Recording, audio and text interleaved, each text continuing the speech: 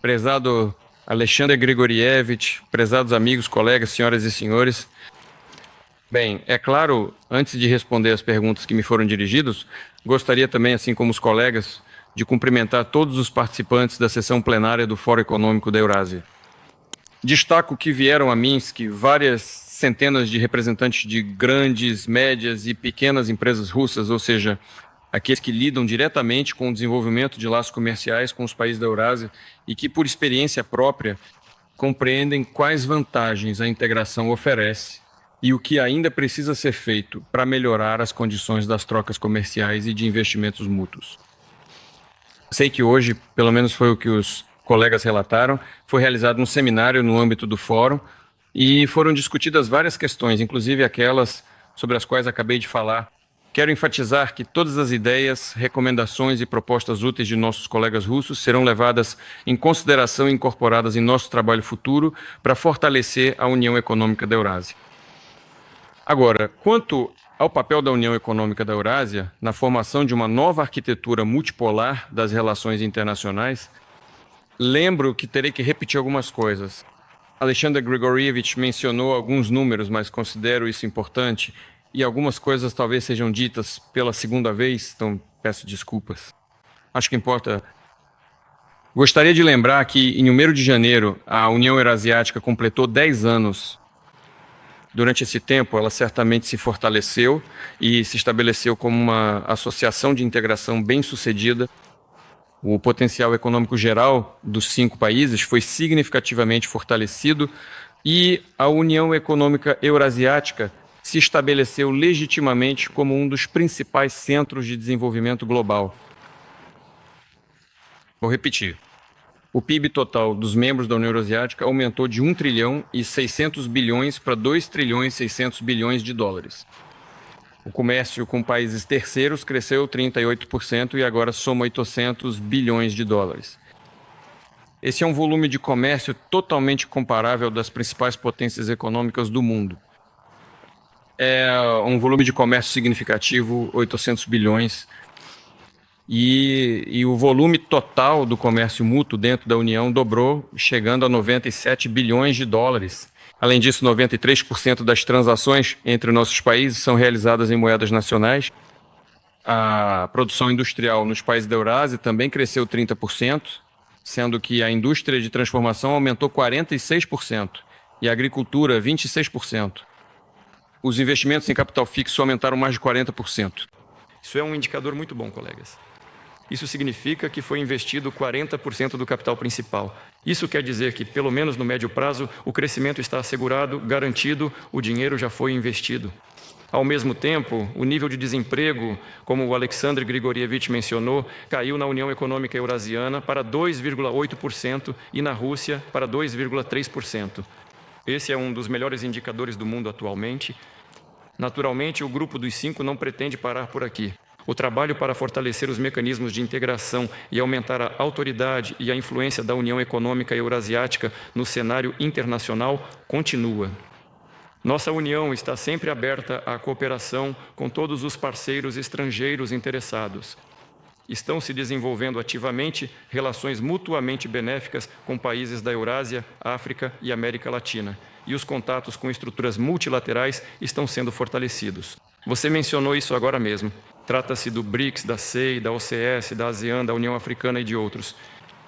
A União Eurasiática firmou uma série de acordos preferenciais com grandes parceiros comerciais: Vietnã, Singapura, Sérvia. Em maio, entrou em vigor o acordo de livre comércio com o Irã.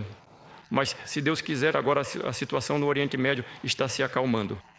O conflito entre Israel e Irã.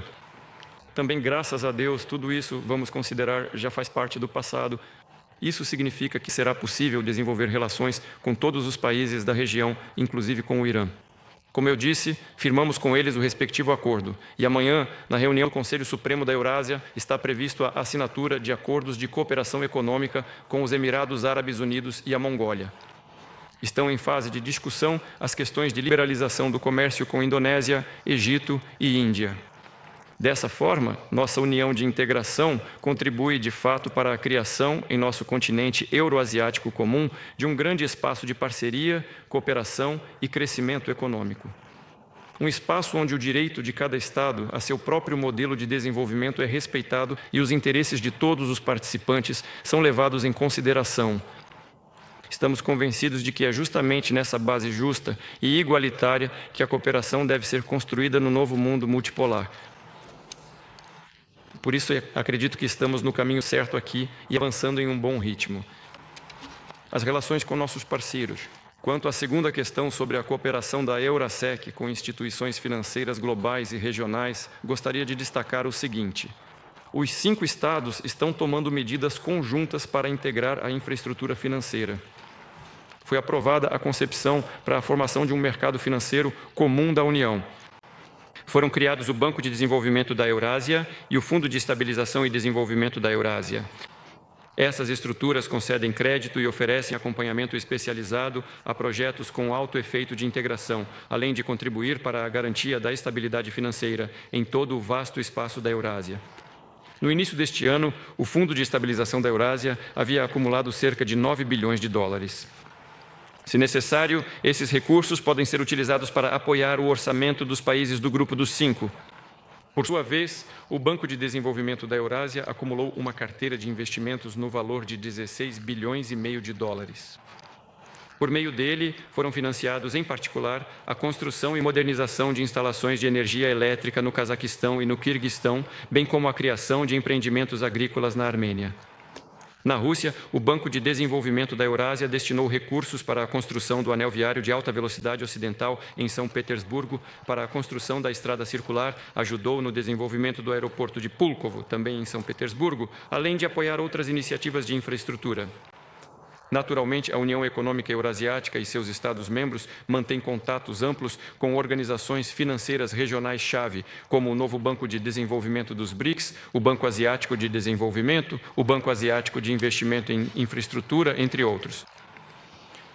Se não me engano, na época, até mesmo o Banco Mundial ajudou a Comissão da Eurásia a preparar recomendações para a implementação da Agenda Digital da União Econômica Eurasiática. Essas recomendações foram utilizadas no trabalho para garantir a compatibilidade tecnológica e a harmonização da legislação dos países do Grupo dos 5 na área digital. No entanto, falando especificamente sobre a Rússia, devido às circunstâncias conhecidas, nosso diálogo com o Banco Mundial e outras instituições financeiras de orientação ocidental está, para dizer o mínimo, dificultado neste momento. A razão para isso é o seu envolvimento político. Além disso, estamos nos esforçando de todas as formas para reduzir a dependência de instituições financeiras ocidentais, minimizando o uso de instrumentos e serviços de pagamento estrangeiros. Foi realizada a transição para contatos diretos de correspondência com os bancos dos países do Grupo dos 5. Muitos deles estão conectados ao sistema de transmissão de mensagens financeiras do Banco Central da Rússia. Os países da Eurásia também conseguiram alcançar avanços significativos na integração dos sistemas nacionais de pagamentos e cartões bancários. O que mais eu gostaria de destacar? Nós mencionamos o BRICS e o apresentador acabou de nos lembrar disso. Atualmente, no âmbito do BRICS, estamos trabalhando na criação de uma plataforma digital de investimentos. E, claro, ideias como essa poderiam, de modo geral, ser implementadas também na Eurásia. O mesmo se aplica a outros sistemas nacionais. Sim, instrumentos, pagamentos e liquidações eletrônicas nacionais e bem dinheiro eletrônico e assim por diante.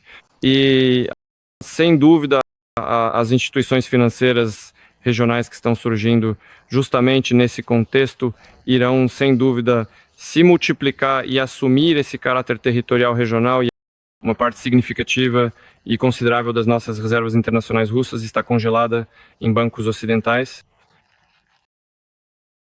Eles estão constantemente falando que pretendem roubar nosso dinheiro, nossos fundos valiosos que estão depositados lá.